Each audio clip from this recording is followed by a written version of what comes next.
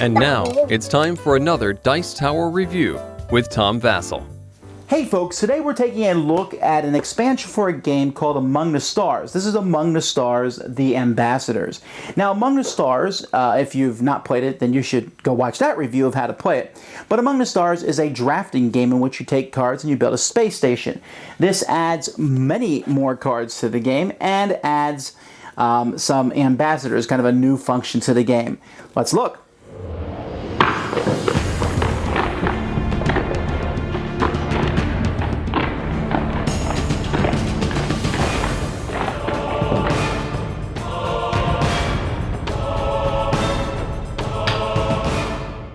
Here's the board that came in the original game, and this board was actually a little confusing. You can see it goes like this, but it's hard to tell where things went by. So they included a new board, which looks way cooler in this expansion.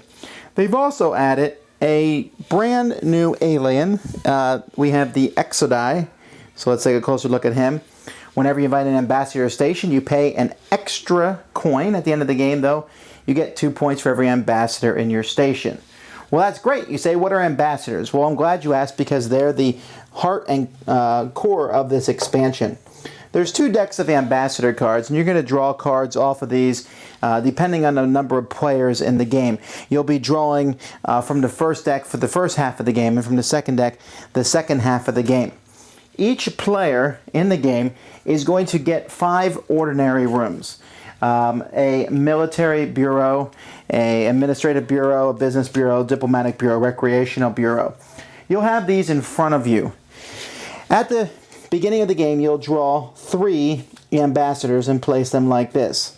On your turn, what you can do is you can discard the card that you've drawn in place. You say, I don't want to use this card, and get rid of it, and instead take one of the ambassadors.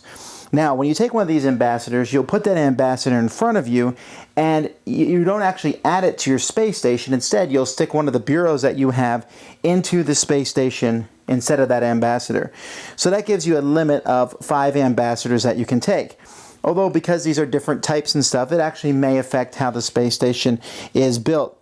Some ambassadors, like this guy here, it will show you there's a little X right here, and this shows you that instead of adding the bureau to your space station, you have to discard it instead. Now, most of the ambassadors are fairly inexpensive. One of the rules about ambassadors, you cannot have an ambassador in your space station who is from the same race as you. So it's kind of an odd thing. Instead of getting a special bonus for your race, you actually have kind of a negative thing for your race. You can't, the ambassadors of your race you can't use. So let's just take a closer look at a few of the ambassadors and what they do. Some of them give you a special ability, like this gentleman here. I'm not even going to try to pronounce these guys' names. This guy gives you 2 at the beginning of each year. This guy here gives you 2 immediately at the end of the game. You get a point for every remaining 2 instead of 3, up to a maximum of 5, so bonus points. Here, the X here is the number of other players. So if there's 3 other players, you'd have to pay 3. And then anytime someone discards a card, you get a point during the next year. So that's a pretty cool card. And so there's all different kinds, and I really like the artwork on all the different aliens. Here's some of the ones from the deck 2. We have here, Demos the Messenger. Build the location that you discarded by paying its cost. Choose another player. That player has to discard a card without performing any action. I have to say that the ambassadors are a little more interactive than the others. I guess you could sort through, and if you thought an ambassador was too mean or something, you could probably take them out. Some of them here, you can look at the top 5 ambassadors from the deck and take one of those. Here, this guy just gives you money, but you lose a point. This guy gives you money for every of the yellows in your section. This guy I really like, lets you put an energy cube on each reactor you control. Some of these guys are better near the beginning of the game, some of them are better near the end of the game, but this is a big part of this expansion. The expansion also comes with a whole pile of new buildings. It has some basic buildings. Now, you can use just the basic buildings from the expansion or just the basic buildings from the original, or mix and match them. Although if you do that, you're going to have to mix and match colors because, you don't want too many greens in the deck. Well, I guess maybe you might, but I don't see why you would. So here's a look at just some of the new buildings. Here, this one I like a lot, the racetrack. These 5 points and 3 more if you build a 4x4 grid. which is very possible. This one's worth 3, but it's worth extra 2 at the end of the game if you have 4 more ambassadors in your station, which you probably will because the ambassadors are worth that much. This guy's 5, but it costs less for each other factory in your station, so each one gets cheaper as you pick up the factories. Minefields, you get points for adjacent minefields. Fast food drive-in gives you only 1 point, but a point for each location. In your station, it has only 1 adjacent location, so this encourages you to build your station in a weird shape. Then we have a trade show where you put $3 on top of it, 3 coins on top of it, and when someone else plays a trade show, you get your money back. So that's interesting, and at the end of the game, you get points for the money on top of it. So you want to be the last person to build it. At the same time, building it first is not so big of a deal because the money you spend to build it, you will get back. Here you can pay as much as you want, and that's how many points you will get, although it's a maximum of 7, but a very interesting card near the end of the game can be pretty cool. So these are the basic buildings that are in this game, and they have all different sorts of special abilities. Like this experimental weapon look at that, it needs 3 energy cubes and 2, but it's 8 points. The problem is it's hard to play. And if you discard it, you have to pay a coin at the end of the round. So you have to, this one, you'll see it passed around the table quite a bit. Then there's some special buildings, and I'm not going to show you all the special buildings, but there's a lot of neat ones. This one I like, gives you extra points if you have more money than everyone else. This one, you choose another player, they give you 2 coins, but they gain 2 points.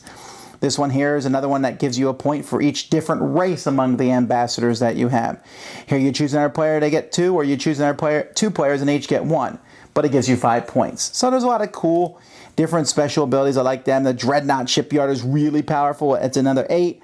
You just can't put any more locations adjacent to this, and it counts as a double military, which is great because, you know, some people are going for the military aspects, trying to get the most military in the game. This War Monument is 7, but it's -1 for each military location that's within 3. So this is a great one to build. You just don't want it near the military. So there's a lot of cool different special buildings in this expansion. And there's a few other minor things, but that's basically what's in it. And that's about it for that expansion. Well, I remember when I first talked about the ambassadors, how excited I was about it. I really enjoyed it. And there's a lot of comparisons to other drafting games, specifically Seven Wonders, where that also has a drafting mechanism. Well, I thought I liked Among the Stars better because I really liked the 2 things. I liked the theme, the space theme, but I also liked the idea of when you built the space station, putting the cards out, and that was something cool to do with the cards, and you watched your space station expand. Well, the thing was, Seven Wonders had some expansions, so I said Among the Stars, I'd like to see some expansions. I can tell you now, with no other expansions at it, that I like this game better than Seven Wonders.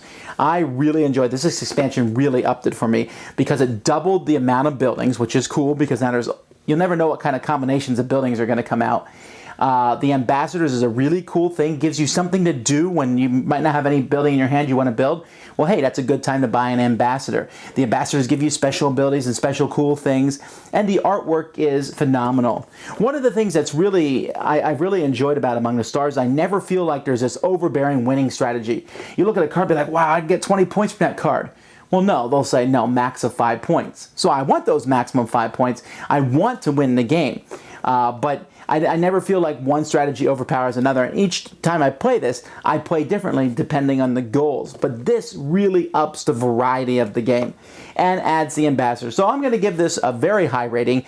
This is essential, I think. If you like Among the Stars, you're definitely going to want this. And if for some reason you're watching this never having played Among the Stars, it is amazingly fun and I think could easily hit my top 100 games. A great game and a great expansion. Thanks so much for watching the Dice Tower videos. Find more great videos and reviews as well as our top-rated audio podcast at Dicetower.com. You can also find other great shows at Dicetowernetwork.com. I'm Eric Summerer, and you've been watching The Dice Tower. The Dice Tower is sponsored by Cool Stuff Inc., where you can find great games for great prices. Cool stuff in stock. Check them out at CoolStuffInc.com. Shut the door! There.